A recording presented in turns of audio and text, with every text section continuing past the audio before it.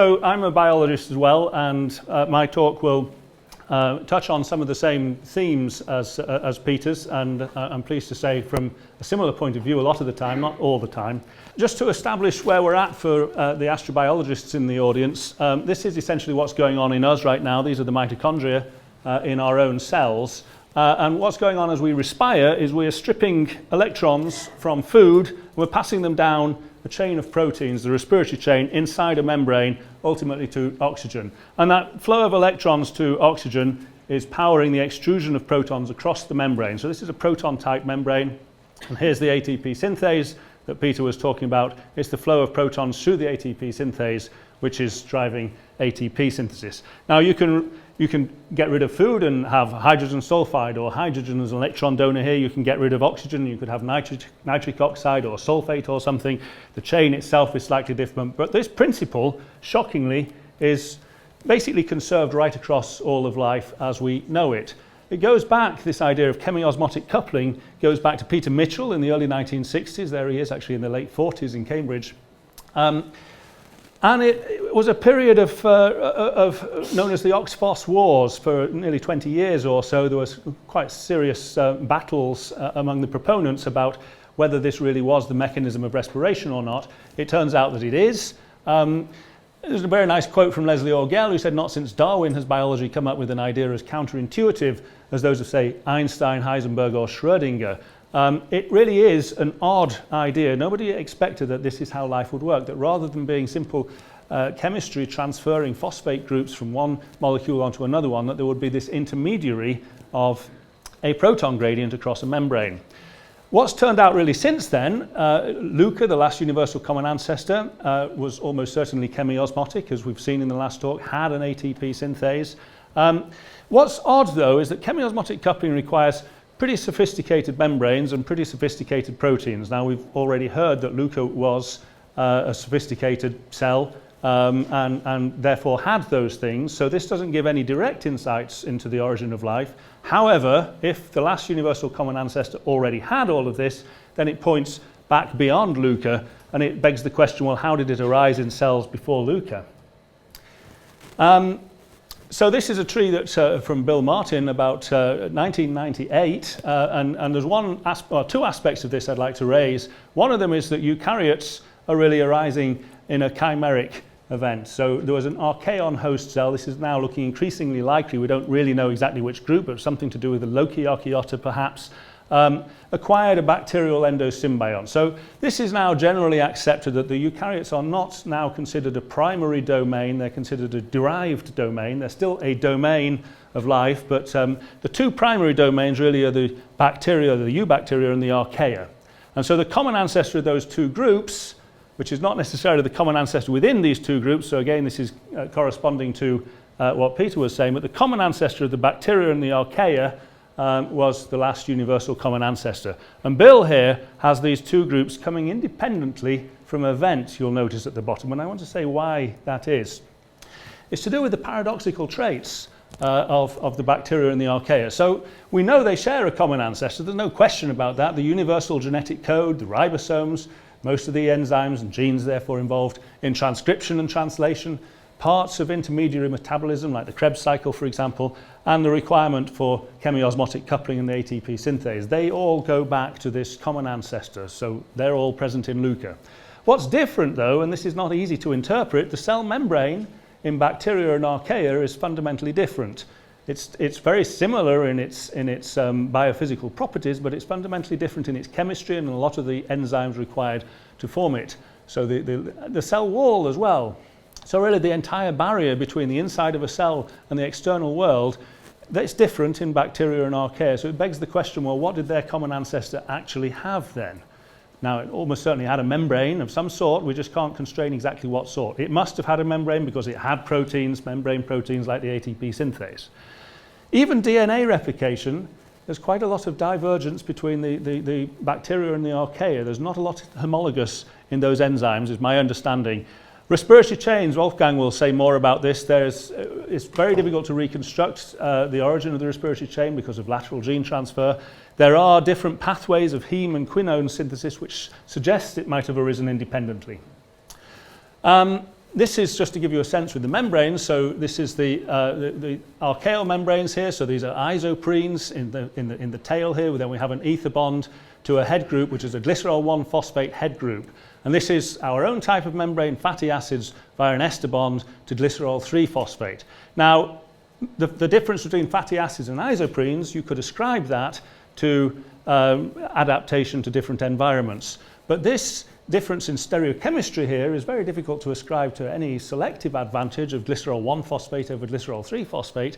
It looks as if they were simply independently originated in that common ancestor. And it implies that LUCA, whatever she did not have a phospholipid membrane, a lipid membrane of some sort, but not necessarily with a glycerol phosphate head group. Now, what the ancestors are, what the deepest branching roots of these domains are, there is really very little, if any, agreement about this at all. I think that's from a phylogenetic point of view. From a biochemical point of view, I would say that it points to the methanogens or archaea and the acetogens of bacteria as possibly the deepest branches. The reason I say that's got nothing to do with phylogenetics and everything to do with how they actually grow. So both grow from hydrogen and carbon dioxide via a pathway, the acetyl-CoA pathway. There's only 6 known pathways of carbon fixation right across all of life. And this is the only one which is shared in the bacteria and the archaea. So that looks as if it's going back to that common ancestor. It has other nice properties too. It's short, it's only a few steps, linear, so you don't have problems with declining substrate at each steps of a cycle. It's exergonic, so it's actually releasing energy, and I'll say more about that. There's a lot of iron, sulfur, nickel, sulfur catalysts involved in there, and it's obligately chemiosmotic, but it doesn't require quinones or cytochromes. The problem is that, again, there's a very deep divergence between the mechanisms of ion pumping, between the way in which they produce, in fact, a methyl group, but that's coupled to ion pumping. That differs fundamentally between the methanogens and the acetogens. So again, it's begging the question.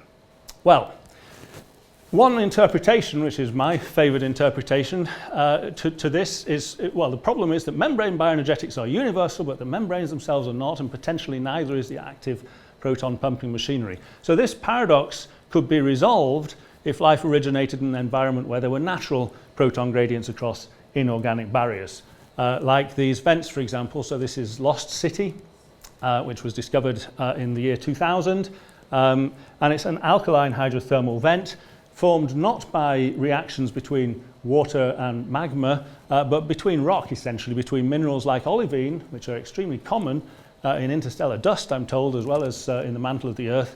So relatively cool interactions between water and olivine.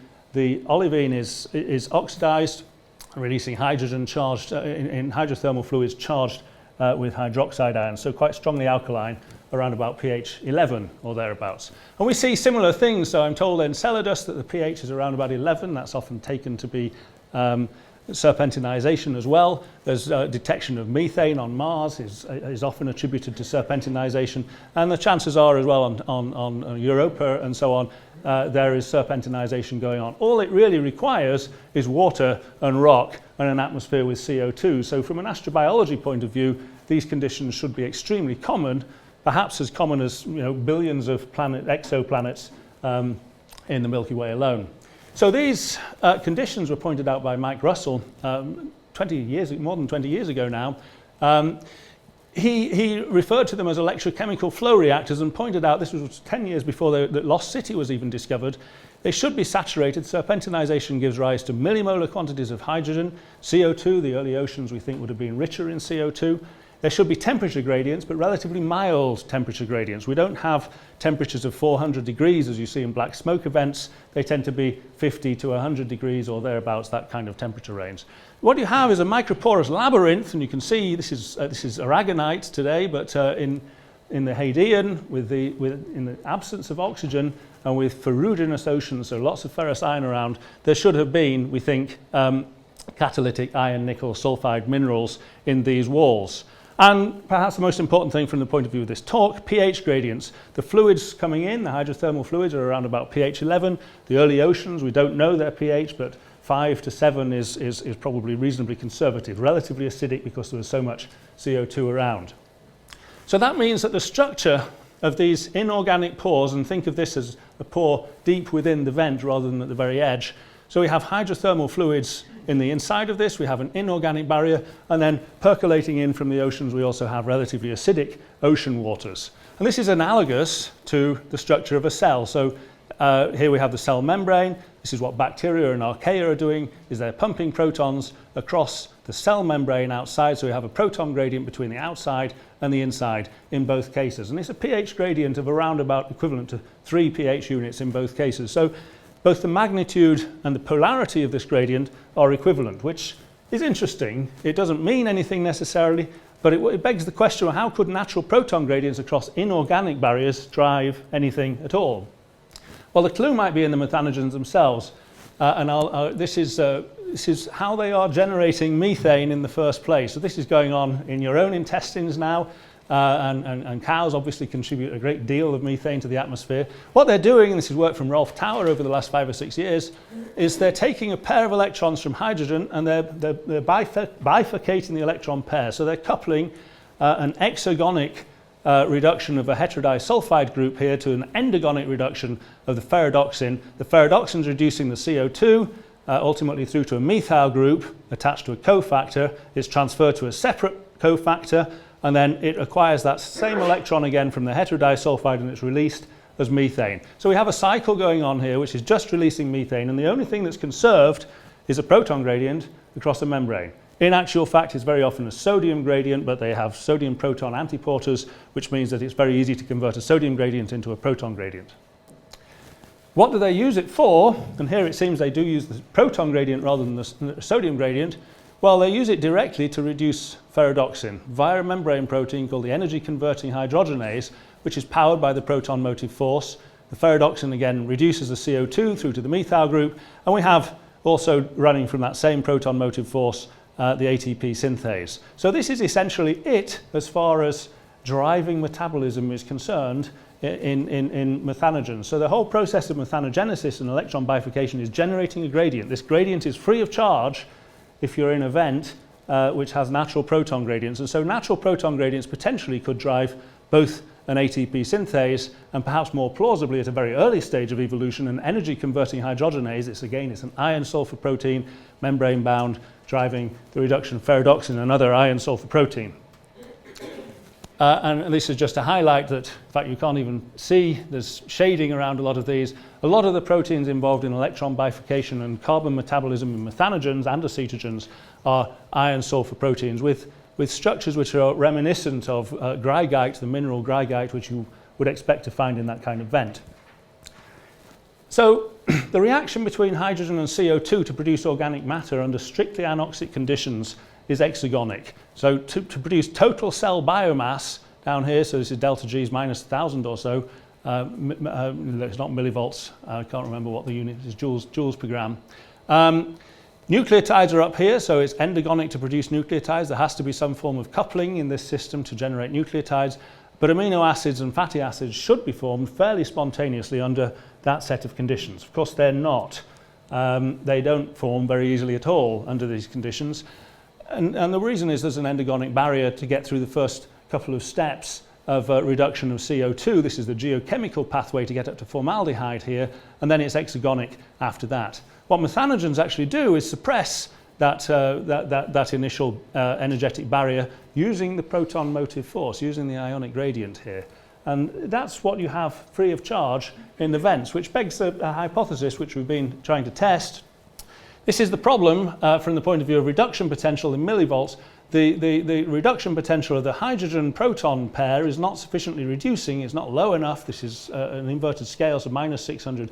Not enough to reduce CO2 through to formaldehyde. It's not going to happen spontaneously. But that's at pH 7. The Nernst equation says that the reduction potential if protons are involved depends on pH. And so what we actually have in the vents, this is conservative again, pH 10, hydrogen-proton reduction potential falls to about minus 600, whereas CO2 at pH 6 through to formaldehyde rises to about minus 480 or thereabouts. So under those conditions, hydrogen ought to be able to reduce CO2. The trouble is mixing. How do you stop mixing? Well, the answer is exactly the barriers that you find between the pores in these vents. So on one side of the barrier we have hydrogen in alkaline conditions, on the other side we have CO2 or bicarbonate in relatively acidic conditions. And the question is, would you expect to see a transfer of electrons through these semiconducting iron sulfur minerals in the barrier? That of course would accumulate a charge, but because we have mixing in the system, you would expect to dissipate that charge. So the question is, does it work? And we built a very simple reactor, benchtop reactor. It's only about 9 centimeters in diameter, to try and simulate, this is in an anaerobic hood, so strictly anoxic conditions, these precipitating vent-like structures, which are reflecting our simulated hydrothermal fluids and simulated early acidic oceans. These are the minerals that we form in there, so this is very similar to McKinnowite, disordered McKinnowite nanocrystals of that. And the question is, well, does it actually reduce CO2 or bicarbonate? The answer is yes. We're getting a small amount of formate, we're getting a certain amount of formaldehyde, especially in the precipitates themselves. So this is down at the bottom is HPLC grade water. Above that is the ferrous chloride solution. So we do get some reduction going on just in ferrous chloride solution, but that's not surprising. Ferrous iron can act as an electron donor. This is in the solution within the reactor itself, so we're getting a small increase in formaldehyde, but in the precipitates themselves, over a couple of hours, we're seeing quite a substantial, this is up to about 120 micromolar concentration we're getting. So reasonable production of formaldehyde under those conditions, and it does seem to depend on the pH gradient. They are, though, low yield, and most of the reactions that we've been doing have been low yield. There is a very neat way in these vents of increasing not the yield, but the concentration by a process that Dieter Brown has talked about over the last 10 years or so, called thermophoresis, where you have thermal gradients within this microporous network, and you would expect to concentrate organics really anything up to 10 to the 12 fold from Dieter's initial simulations. Whoops. Sorry, I seem to have jumped right to the end somehow. So we tried doing the same thing in a more open system in our reactor itself using a ceramic foam, and we generate heat gradients with at least a suggestion of convection going on there, but the proof is in the pudding. Do we actually concentrate organics? And what we used initially was quinine, simply because it's UV fluorescent, and this is in fact quinine concentrating to about 30 million fold, precipitating as pellets of quinine. So this is effectively just infusing a very low nanomolar concentrations of quinine and concentrating it up to millimolar concentrations in a completely open system. If you switch the heat off, you don't see any concentration at all. It simply leaves the entire system. So that's a way of concentrating really over several orders of magnitude. That makes it far more likely that you'll have interactions between molecules, even if they're formed at fairly low yield in the first place. And that, just for the last couple of minutes, I'll mention some recent work we've been doing looking at whether or not acetyl phosphate can operate as an analog, if you like, a mimic of ATP. So acetyl-CoA, I mentioned the acetyl-CoA pathway. This is the business end of it. Here's ATP, adenosine triphosphate. These are not molecules that you would associate with the first stages of abiogenesis, but there are much simpler analogues. So this is acetyl phosphate, which might potentially do the same job as ATP. Thioacetic acid and methyl thioacetate have a thioester bond and potentially could do a similar job to acetyl-CoA. So the question is, could it actually work as an ATP mimetic? We've shown that we can actually synthesize it under these conditions, especially pH 7, so relatively neutral conditions.